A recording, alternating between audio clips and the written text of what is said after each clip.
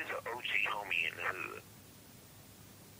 Except a nigga you look up to as a father figure, per se. You know, you ain't gotta necessarily look to the nigga like your daddy and take it literal like that. But I'm just saying, in retrospect, what is a G homie? We don't come, a lot of us, not all of us, but a lot of us come from environments where it ain't no father present. So we don't have no male figure to look up to. Except for the nigga that's out here knocking niggas out, got all the bitches, got money and all that. So he become like a father figure. We look up to him, whether we call the nigga uncle, big bro, or he like a pops. He's a male figure that we look up to in the absence of the male figure who brought us into or contributed to us being brought into this world. You know what I'm saying? We looking up to somebody to idolize our lives after. Nigga Tony Gwynn's son ain't no gangster. That nigga play baseball like his daddy. Because his daddy was there, and he was that male figure present for him to look up to. Nigga, my Puerto Rican partner that just got smoked, Macho Camacho, rest in peace. His motherfucking son ain't no gang member. His son boxed too. My daddy was in the pen, and why, and all that shit. I'm just saying, homie. What about the little nigga who don't got no pops?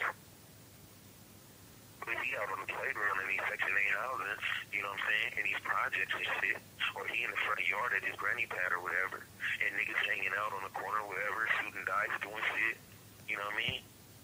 This is who he learning how to be a man from. Whether he in his grandma's yard playing and just ear hustling and watching from young impressionable eyes, or whether he's 14 and 15 and already look up to these niggas, so therefore, if they want him to do something, he gonna do it just so they'll respect him. When I was young, we used to act a fool just so the big homie would tell us, that's my little homie right there. Little blood down. Come on, homie. You know how, come on, G.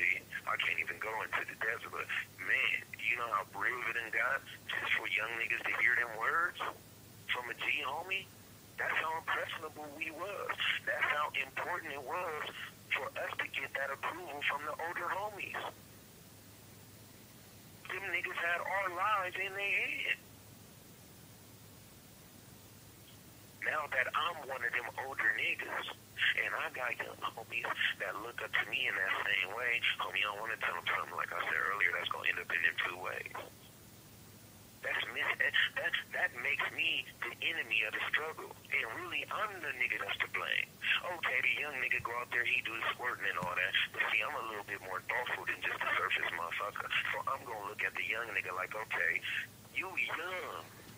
What nigga influenced you to do this type of shit right here? Because he's the motherfucking one that I got the problem with.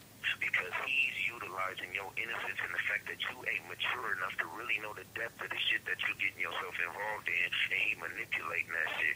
So his old ass is the one that a motherfucker really need to hold accountable, because he's facilitating your delinquency and abusing the fact that you really don't know shit. Because you a young nigga and you ain't been through nothing. You think you know everything. Like, oh, come on. When I was young, I be seeing young niggas around here now, and I be thinking to myself in the cut, like, blood.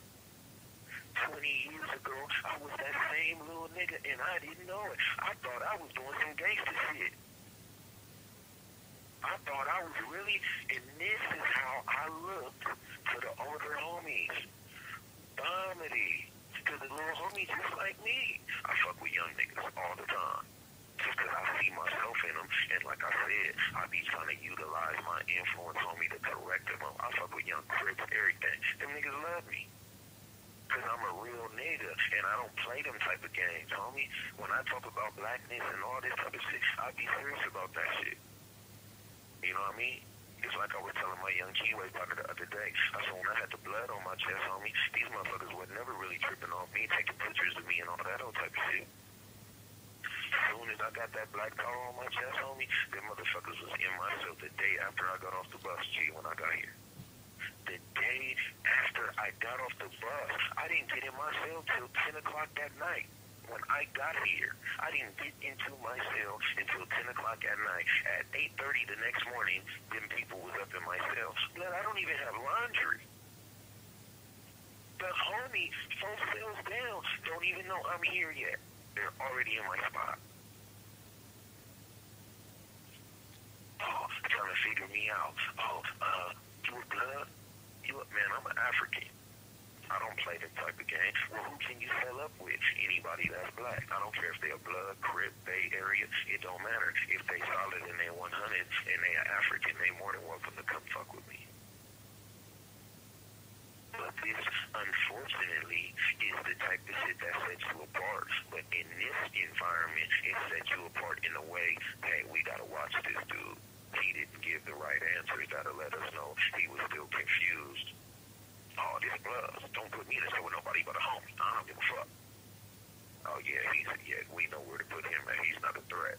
But a motherfucker that's coming with a consciousness, okay, he's different than these other dudes. We gotta watch him. Because if these other motherfuckers start listening to him and thinking like that, we're gonna be in trouble.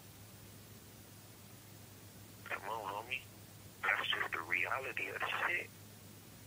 It's the same way in the community.